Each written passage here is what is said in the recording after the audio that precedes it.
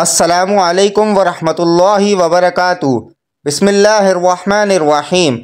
حضرت محمد صلی اللہ علیہ وسلم نے فرمایا کہ آپ کو جب بھی کھانا کھانے کی طلب ہو تو بھوک رکھ کر کھانا کھایا کرو تاکہ آپ کی صحت برقرار رکھے۔ زیادہ کھانے سے انسان بے شمار بیماریوں میں مبتلا ہو سکتا ہے۔ 4 چیزیں انسان کو تباہ کر کے رکھ دیتی ہیں: پریشانی، غم، بھوک، دیر سے سونا۔ 4 چیزیں انسان کے چہرے کی رونق کو بڑھا دیتی ہیں، جس سے چہرے پر رونق آ جاتی ہے: پرہیزگاری، وفاداری، رحم دلی، دوسروں کے بغیر کہے ان کی مدد کرنا۔ 4 چیزیں ایسی ہیں جو بد نصیبی لاتی ہیں۔ پہلا، آنکھوں کا خشک ہونا، یعنی اللہ تعالیٰ کے ڈر سے کسی وقت بھی آپ کی آنکھوں سے آنسو نہ آئے ہوں۔ دوسرا، انسان کے دل کا پتھر بن جانا، کسی غریب، مسکین اور لاچار کو دیکھ کر انسان کو ان پر رحم نہیں آتا، اس کا مطلب یہ ہے کہ آپ کا سخت دل ہو چکا ہے۔ تیسرا، لمبی اور بیکار امید میں باندھنا کہ میں آج یہ کام کروں گا، اگلے سالوں میں یہ کام کر کے ہی رہوں گا، اس کا مطلب یہ ہے کہ آپ کو یقین ہے کہ میں اس وقت تک زندہ رہوں گا۔ اصل بات تو یہ ہے کہ ہم کو تو اگلے سیکنڈ کی بھی خبر تک نہیں ہے کہ ہم کو اللہ تعالیٰ نے اگلا سانس بھی لینے دینا ہے یا پھر ہماری روح قبض کر لی جائے گی۔ چوتھا، دنیا کی لالچ۔ جدید دور میں ہم یہی کچھ کر رہے ہیں کہ ہم ہر وقت اللہ تعالیٰ کی یاد کو چھوڑ کر دنیا کا مال و دولت کمانے میں لگے ہوئے ہیں۔ ہم کو اس بات کا پتہ ہونے کے باوجود بھی ہم آخرت کو بھول چکے ہیں کہ ہم نے ایک دن اس دنیا کو چھوڑ کے چلے جانا ہے۔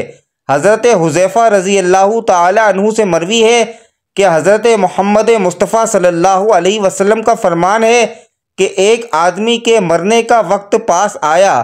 اس نے اپنے اولاد کو یہ وصیت کی کہ جب میں مر جاؤں گا تو میرے لیے بہت زیادہ ایندھن جمع کرنا، میری لاش کو جلا کر اس کی راکھ کو جمع کر لینا۔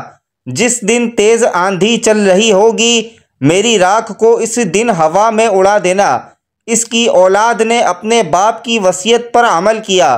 جب اللہ تعالیٰ نے اس کو مرنے کے بعد دوبارہ زندہ کیا تو اس سے پوچھا کہ تم نے یہ سب کیوں کیا ہے؟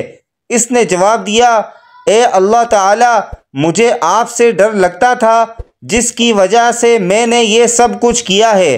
اللہ تعالیٰ نے اس بندے کو معاف فرما دیا کہ اس بندے کے دل میں میرا خوف تھا جس کی وجہ سے اس نے یہ سب کچھ کیا۔ حضرت ابو ہریرہ رضی اللہ تعالی عنہ سے مروی ہے کہ نبی کریم صلی اللہ علیہ وسلم کا فرمان ہے کہ 3 لوگوں کی کوئی نیکی قابل قبول نہیں ہے۔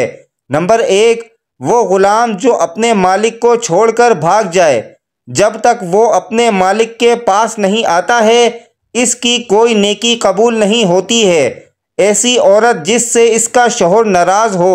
نمبر 3، مست شرابی، جب تک اس کی شراب کا نشہ نہ اتر جائے۔ اس حدیث کے فائدے میں لکھتے ہیں کہ مرد عورت پر نگران ہے اور عورت اس کے ماتحت ہے۔ خدا کے بعد عورت کے لیے اس کا شوہر ہی سب کچھ ہے، یہاں تک کہ عورت کے والدین سے بھی زیادہ شوہر کا اس عورت پر حق ہوتا ہے۔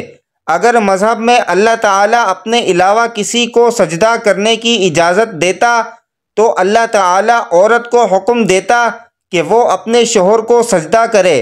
عورت کے لیے جنت اور جہنم اسی پر ہی حاصل کر سکتی ہے کہ وہ اپنے مرد کو راضی کر کے جنت اور اس کو ناراض کر کے جہنم بھی حاصل کر سکتی ہے۔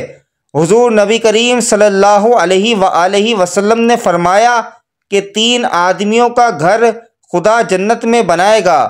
نمبر 1، وہ شخص جو حق پر ہوتے ہوئے بھی دوسروں سے جھگڑا چھوڑ دے، وہ اللہ تعالیٰ کی رضا پر راضی ہو جائے۔ نمبر 2، وہ بندہ جو مذاق کرتے ہوئے بھی جھوٹ نہ بولے۔ نمبر 3، وہ انسان جس کے اخلاق سب سے اچھے ہوں۔ سیدنا ابو امامہ رضی اللہ تعالی عنہ سے مروی ہے کہ جناب نبی کریم صلی اللہ علیہ وآلہ وسلم نے فرمایا کہ میں اس شخص کے لیے جنت کے گھروں میں سے ایک گھر کا ضامن ہوں جو حق پر ہوتے ہوئے بھی اللہ تعالیٰ کی رضامندی کے لیے جھگڑا چھوڑ دے، اور اس بندے کے لیے بھی جو مذاق میں بھی سچ کا دامن ہاتھ سے نہ جانے دے۔ جنت میں ایک گھر کا ضامن ہوں جو اچھے اخلاق کا مالک ہو۔ حکمہ کا کہنا ہے کہ 4 چیزیں انسان کو پریشان اور بیمار کر دیتی ہیں: زیادہ باتیں کرنا، زیادہ سونا، زیادہ کھانا اور زیادہ لوگوں سے میل جول رکھنا۔ کام کرنے سے انسان کا رزق کم ہو جاتا ہے۔ نمبر 1، صبح فجر سے سورج نکلنے کے درمیان سونا۔ نمبر 2، نماز پابندی اور وقت پر ادا نہ کرنا۔ نمبر 3، سستی کرنا۔ نمبر 4، دوسروں کو دھوکہ دینا۔ 4 کام ایسے ہیں جس کو کرنے سے رزق میں اضافہ ہوتا ہے۔ نمبر 1، راتوں کو اٹھ کر اللہ تعالیٰ کو یاد کرنا۔ نمبر 2، اپنے گناہوں پر بہت ہی زیادہ پشیمان ہونا۔ نمبر 3، ہر وقت خیرات کرتے رہنا۔ نمبر 4، اللہ تعالیٰ کا کثرت سے ذکر کرنا۔ 4 کام کرنے سے انسان کے چہرے کی رونق جاتی رہتی ہے۔ نمبر 1، جھوٹ بولنا۔ نمبر 2، دوسروں کی عزت نہ کرنا، کسی غلط چیز پر اصرار کرنا۔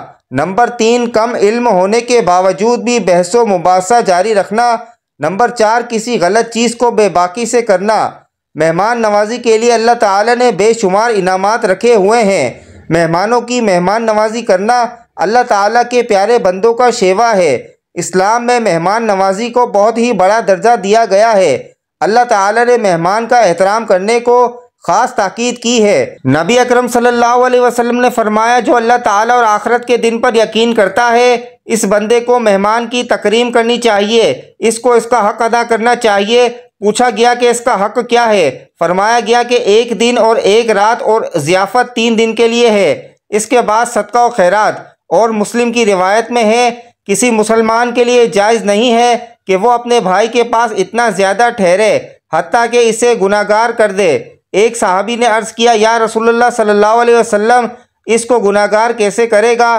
آپ علیہ الصلوۃ والسلام نے فرمایا، اس کے پاس ٹھہرے رہے اور اس کے پاس کوئی چیز نہ رہے جس کے ساتھ وہ اس کی مہمان نوازی کرے۔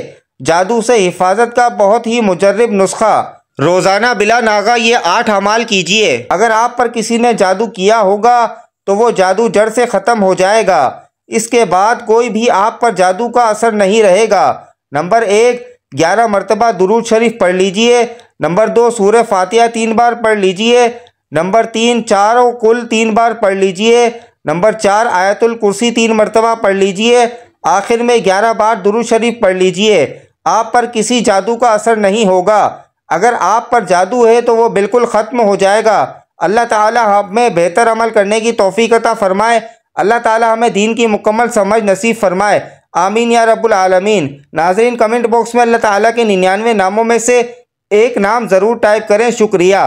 السلام علیکم ورحمۃ اللہ وبرکاتہ۔